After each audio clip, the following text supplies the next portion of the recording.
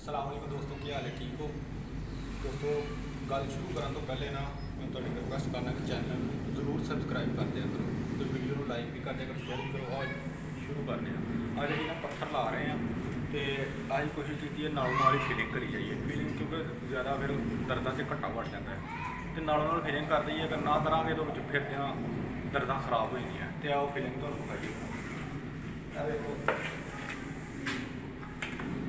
सफेद सीमट तो दूसरा सीमट मिक्स करके ना वो बनाया अद्धा अद्धा जी सफेद सीमट। कोई लोग रंग भी पा लेंगे, काला सियाना इस तरह के कुछ ब्राउन कलर जिस तरह का पत्थर होए उस हिसाब अं अपने पत्थर के हिसाब से फीलिंग बनाई है। देखो ठीक है, हम जी सब थोड़ा दावड़ा से रोलो हम पत्थर के रोलन लगे ने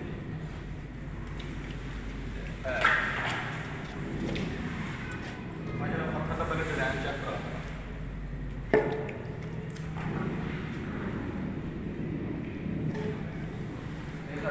डब्बी में चाहिए जी। हाँ छोटी पट्टी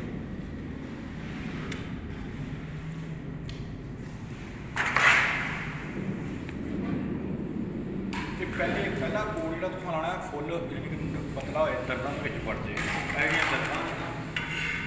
दर्दां के बढ़ जाए फुल पतला लाव दर्दां के बढ़ जाएगा। तो जे असी ज़्यादा गाढ़ा लावे दर्दां के बढ़ जाएगी, तो जे ज़्यादा गाढ़ा लावे तो फिर दर्दां च नहीं बढ़ेगा। दूसरा कोड जो करना है ना वो थोड़ा गाढ़ा करके करेंगे थोड़ा थोड़ा हो गया मशीन इन्हें रगड़ाई करके कोई दिक्कत ना हो। देख लो बाबा जी लगे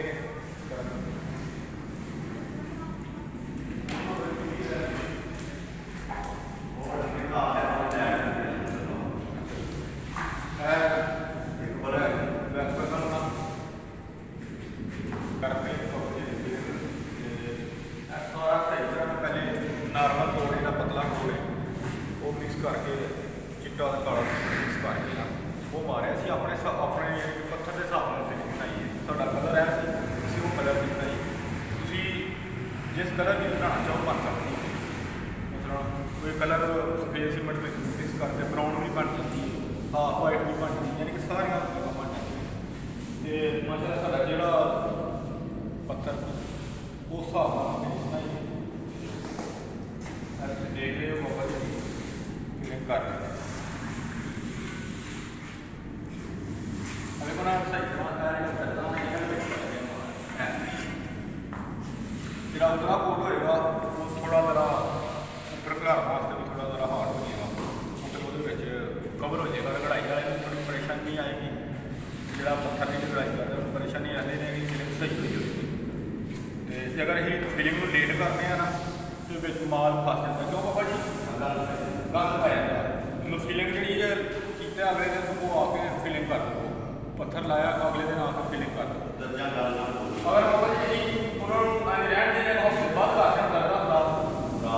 खराब हो जाते, खराब बरा के उत्ते चल चल के ना वो फिल हो जाते हैं। वो भावें प्लेट मारो जो मर्जी उंगलियां साफ नहीं होंगे जिवें फ्रैश होंगे साफ फ्रैश पत्थर लगा होता है।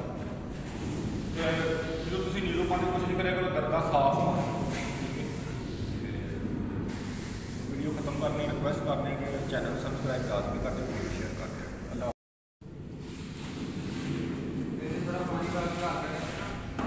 होर बना ला थोड़ी जी बाबा जी बड़ी